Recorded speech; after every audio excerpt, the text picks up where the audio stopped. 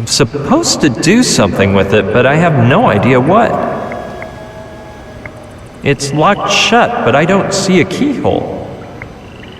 Chapman said it contains Simon's research on the amoeba. Maybe it's the same Professor Simon that Joshua kept mentioning. Okay, I'll flip through Simon's notes for a while to see what they're about.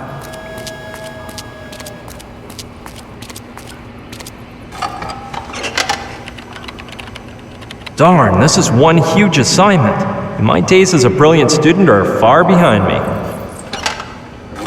Look, I don't have all day to examine 3-page formulas and 30-letter words, so let's just do something else.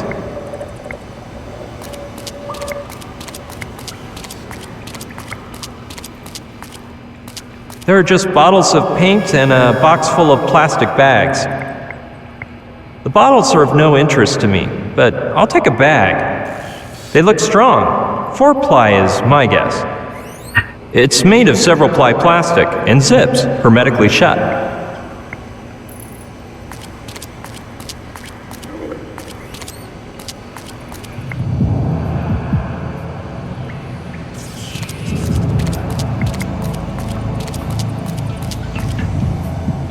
They're full of packaging material, but at the bottom I can see something else. A socket cam. It records straight onto an 80-megabyte hard drive, has 18-megapixel image quality, 12 times optical zoom, and allows for montage and editing in the camera itself. A modern wonder.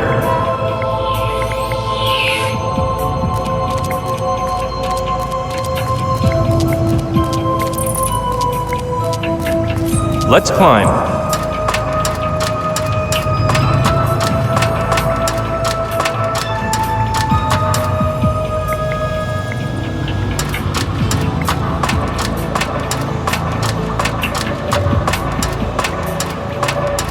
They're surely used to lift up the platform.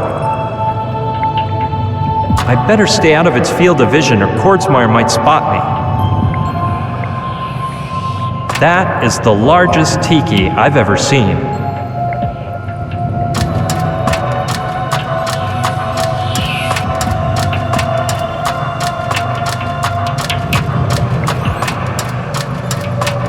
It's falling apart and has a roll of duct tape on top of it.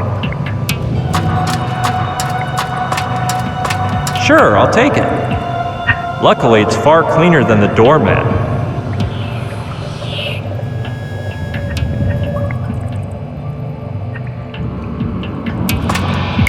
Let's see. This is a bit complicated, but since the socket cam is equipped for loop mode playback, I could record myself sitting at the computer for a while, make a loop containing that footage, and play it for hours by disconnecting the cable coming out of the surveillance camera and plugging it into the socket cam.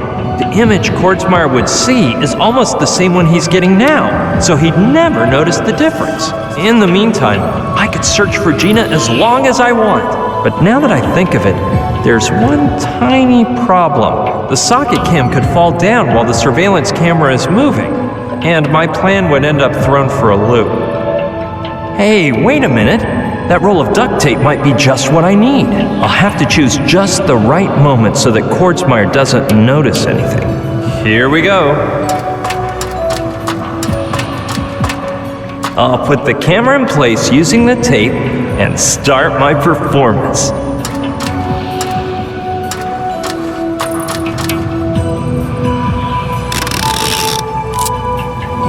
And now quickly to the computer.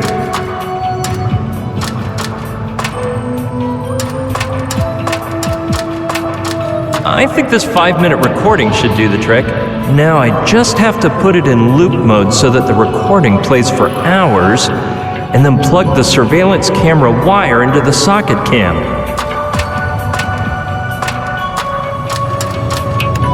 Done. If everything goes right, I'll be able to escape from this room without any flack from Kordsmeyer.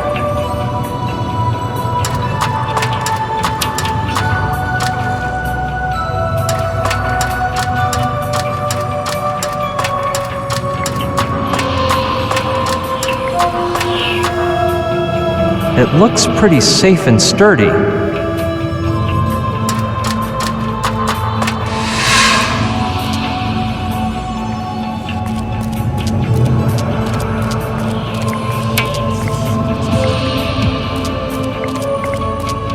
Well, if Kordsmeyer stays quiet, that means my little trick worked.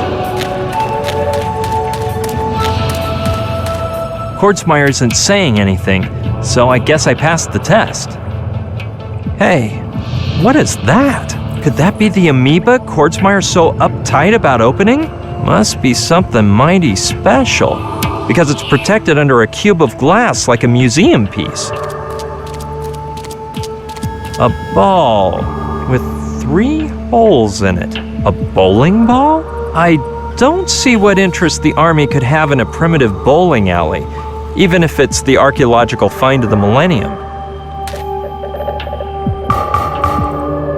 The cube seems solid, and though it looks like glass, it's hot. In some way, this all reminds me of a petrified mosquito in a piece of amber I used to carry around as a good luck charm. I'm sure of one thing, it's not a peephole. The ball is there, but where are the bowling pins?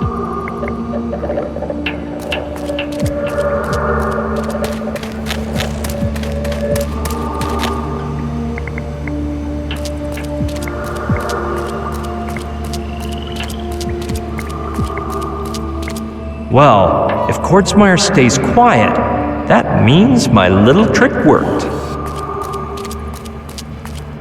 Hey, 18! Wait, I hear some voices over there. Why can't we choose our own numbers? Impossible. That don't work, 13. Tarantula let us do that once for fun, and she ended up with 30 guys fighting to be number 1. You got number 13 fair and square, and 13 you'll keep. What about Mr. 11? Don't that sound cool? Forget it. You can only use a number that isn't busy, and there's already a Mr. 11. I can't stand the superstitious. Wait, it ain't superstition, but... well... Excuse me, my lady. We'll shut up now. What a weird conversation. If it isn't a football team, then who were those guys?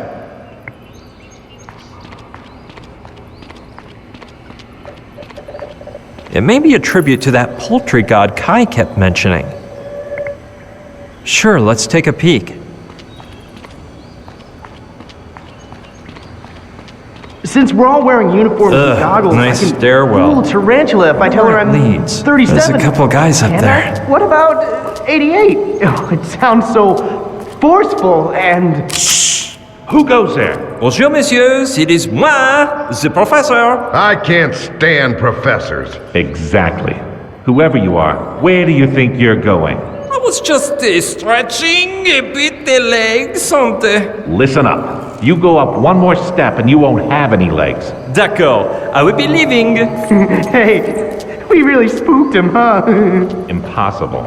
A lack of experience can be smelled a mile away. Damn soldiers. That black uniform strikes me as odd, too. It doesn't look anything like the ones I've seen before. I don't know. Maybe they aren't soldiers, but they're sure watching that entrance like hawks, so there must be something interesting inside. So what? There's probably a crushed soldier against the door, but I'll give it a go. Put a muzzle on it. But hey, you sure 77 wouldn't look better on me? Well, if it isn't O'Connor, great. That'll make things easier for me. No, Caddy, the audition. Don't you remember that application form I sent in? And that's not all. I climbed a palm tree, too. Several times. Well, more than once, man. That's what several means, doesn't it? S-E-V-V-R-U-L. No, several, which means 2 or more. No, that's not it, Caddy. The thing is, I like to read. If you followed my cue, you might get a tryout yourself. Bonjour, Monsieur O'Connor. Gotta go, man. Duty is calling. Call me later on Channel 5. Professor, you're gonna get me in big trouble. The Colonel has told me I'm absolutely not to let you out of here. Tranquille. Right now, Monsieur Kordsmeyer is seeing my hard work in the control room.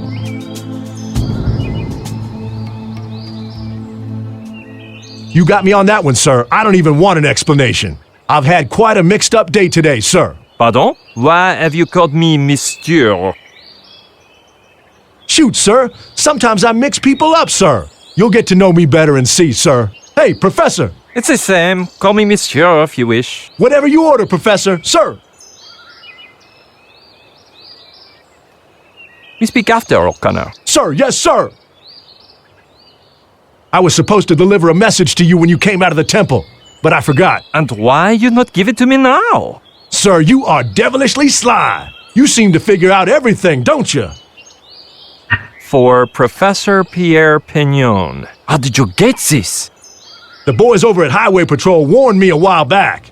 The waitress at the beach told him to give it to O'Connor and nobody but. Merci, O'Connor. After, I'll return and we chat for a while. I wouldn't do that if I were you, Professor, sir. Why alone? We got orders to intercept you and take you to the Colonel if you exit the temple, sir. But you have not done this. Because where we're at, nobody can see us, sir.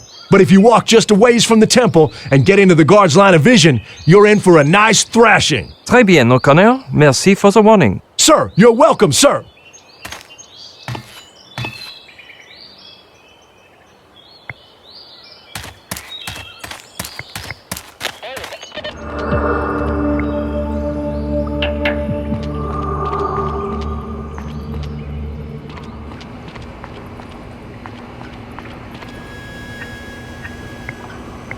I think there's something inside. I'll just open it up. A ring. Wait, there's a letter too. Dear Kaimi, the strange object I'm sending you belongs to the real Pignon.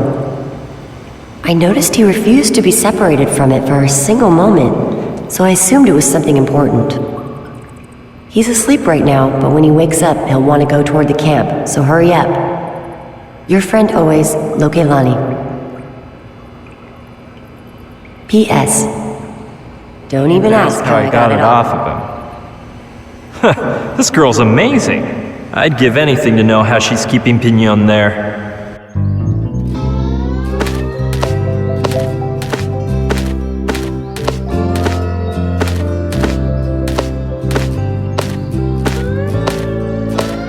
Hurrah, my dear!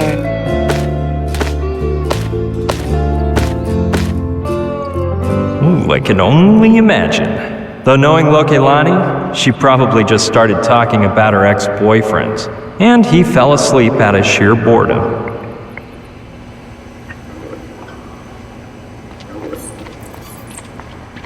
Yeah, the triangle on the ring matches the one on the handle. Let's see. Man, what is this?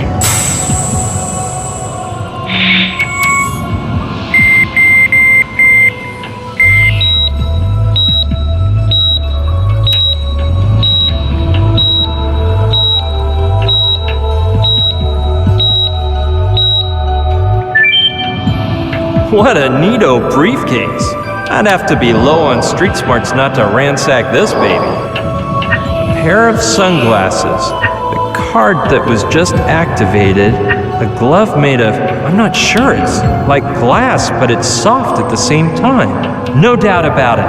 That must be the highly valuable catalyzing glove Chapman told me about. And hold your horses, man. This has got to be a neuralizer. I saw one in a movie and they used it to change people's memories. I heard they actually existed, but they never sold any at the mall. Well, that seems to be everything.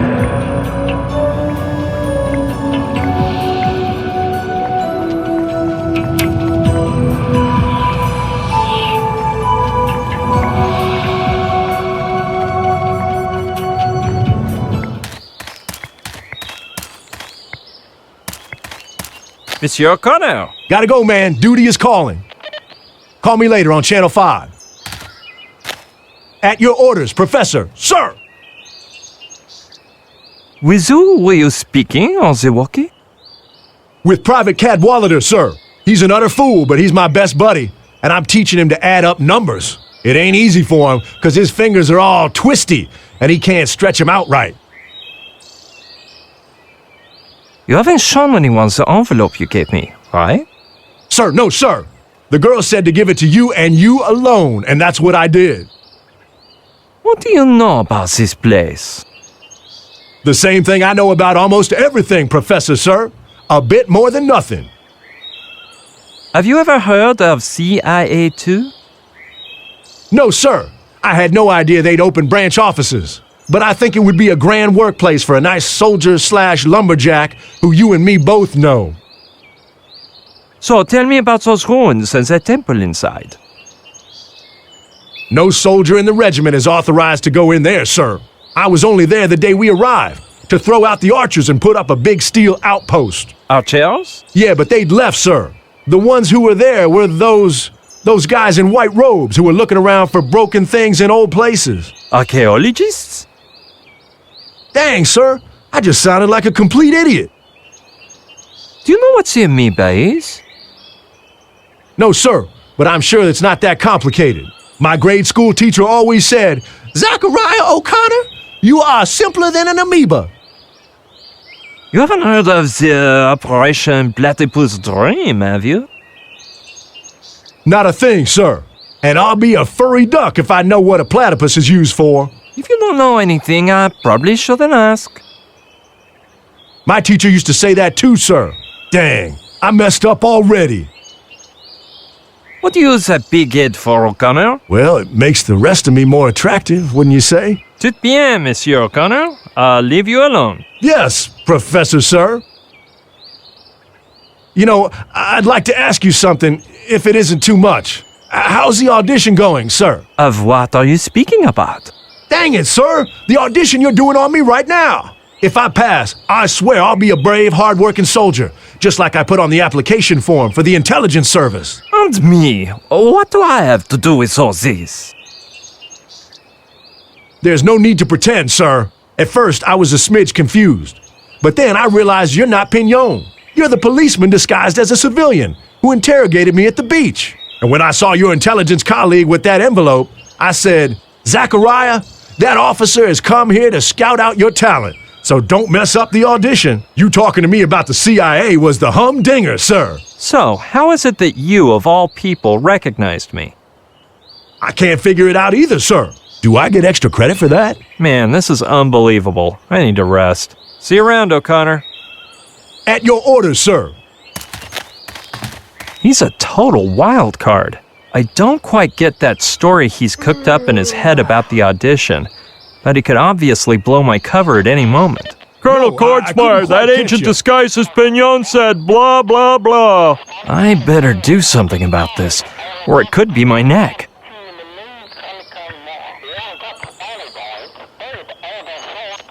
Well, of course. Yeah, this contraption will erase O'Connor's memory, and I can make him believe I am the actual Pignon. Better put on the sunglasses to make sure the blast doesn't neuralize me, too. Soldier O'Connor, stare at this object, please. Gotta go, man. Duty is calling. Call me later on Channel 5. Sir, yes, sir. Listen carefully. This is not a test, and I am not an MP. My name is Professor Pierre Pignon, and any memory you have to the contrary will now vanish forever. Oh, and from now on, you'll read no more weapons manuals, just Barbara Cartland romance novels.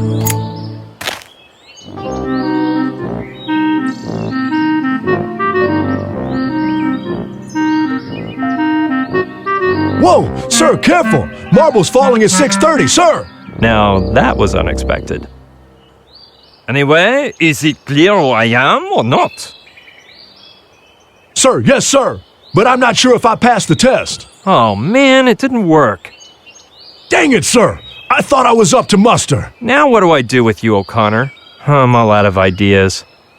Do what you will, sir. I shall accept my punishment with honor and valor, sir. Wait a minute. Soldier, I'll give you one more chance to pass. Your task is to keep your mouth closed tight and not to tell my true occupation to anyone, not even Kordsmeyer himself. Sir, thank you, sir. On my honor as a Marine, I will not let you down. Just my luck. For once I get to use a neuralizer and it turns out to be a worthless model. I guess these marbles are what make the neuralizer work. You want me to explain?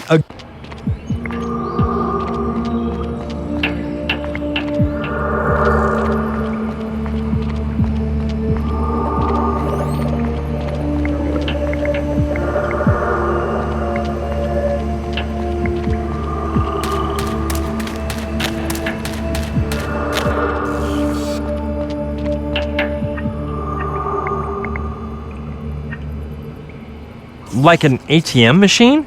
Well, the size matches, and weirder things I have seen.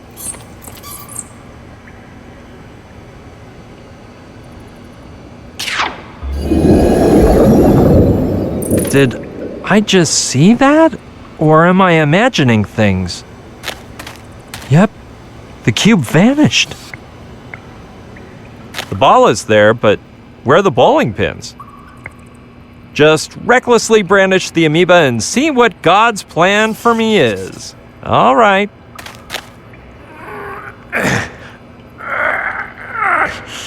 No, impossible. Either it's stuck to the ground or it weighs several metric tons.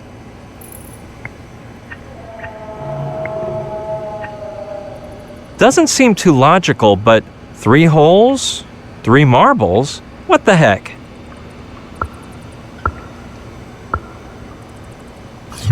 What? Holy mackerel! Amazing! It's just floating there in midair!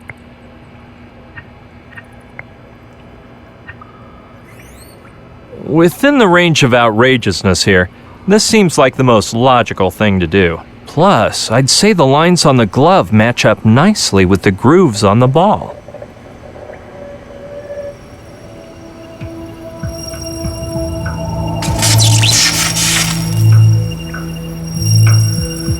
What the heck? It's as if 2 things had formed. I don't know how to describe them. This sounds crazy, but they look like twin black holes. Let's see. Man. If I stick my arm through one hole, it shows up 3 feet away in the other. Either I've been drugged or this is candid camera. Anything's possible. Whatever this is, it almost scared the catalyzing glove right off my hand. And it looks so fragile, it probably would have shattered to pieces.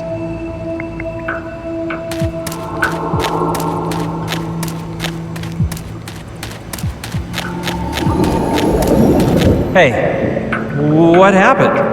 How could that be? The glass cube came back again. This island is outrageous.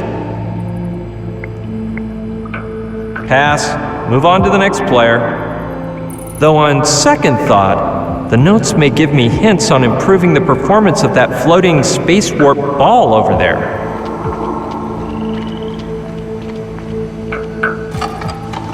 Each of these docks is longer than the Baroque trilogy. I guess I'll have to tap into my speed reading skills.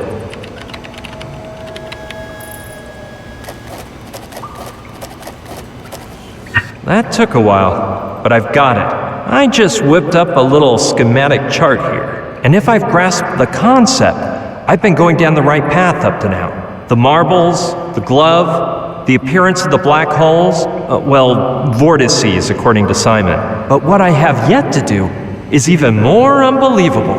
When the points appear, I have to concentrate on a specific location in space so that point B will travel to it. Then you're supposed to enter point A, and you appear wherever you set point B. Sounds like your average beam me up gizmo, as seen on millions of sci-fi shows. I'd have to be berserk to try it, but the way my day's going, I feel like I fit the description.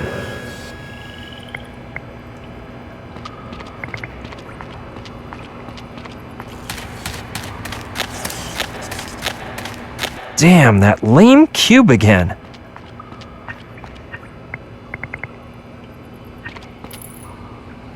Let's see if the same thing happens again.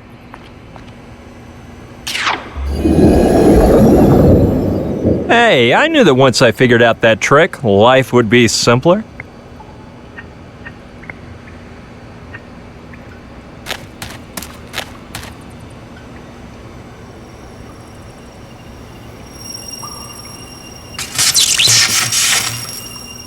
According to Simon's notes, I should concentrate on some point in space to make point B travel there. Now, what place should I think about?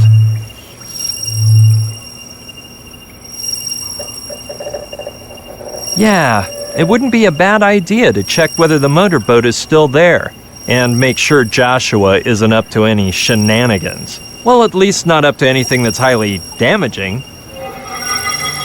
Neato! I can feel something. I think it's working.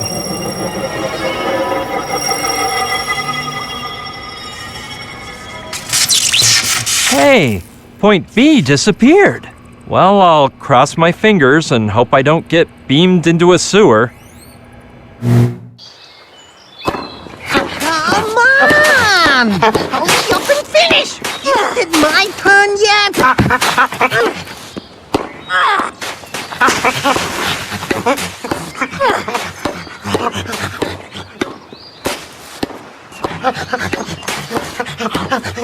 Ooh, that must hurt.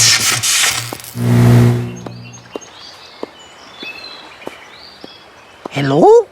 What's happening? Joshua! Why, someone is attempting to communicate with me via telepathic waves. I can sense you wherever you are, oh unknown being. I'm over here. Look back for a second. No, I'd lose my concentration, and then the telepathic connection would go on the fritz. From what planet, nebula, or cosmic dust bunny do you speak to me, oh being? Oh no, here we go again. It's me, Brian. Brian? Since when are you into telepathizing? Actually, I don't know. And if you look back, I thought I noticed something in you. You're not bad for a novice, but your signal is weak. There's a lot of static, as if someone were wringing your neck. whatever you say, but please, do me a favor and don't move, because I'll be back for you at any moment, and we'll zoom out of here on the motorboat. Oh, and one more thing. Do you know what an amoeba is? Hey, that's what the Trantorians used to pull me out of the ship on the slide. Alpha told me that's the name the Earthling contactors used to call the Trantorian jalopy that drives around space. The initials come from anticellular matter e-nuclear bilocator apparatus. Though I don't really get the apparatus part. It's more like being beamed up, but cool and without getting mosquitoes in your teeth. The bad thing is you can only go to places where there's Trantonite, an ultra-powerful material found only in energy stones and Trantorian belts. The trick lies in putting all your body cells in a single file line so that they can jettison through space really fast. And then they get put back in order, right where they were. Boggles the mind, huh? Anyway, its inventor, a shifty but intelligent little alien, based his ideas on enucleation theory and the anticellular Pitokius, the monogloth of which, on the shimmy scale, is... Amazing, but true. If I'm not wigging, I think I've got the ideal escape plan for when I find Gina. God, I couldn't take one more second of Joshua's nonsense, but I doubt he'll take my sudden departure the wrong way. He'll just think the telepathic network blew a fuse.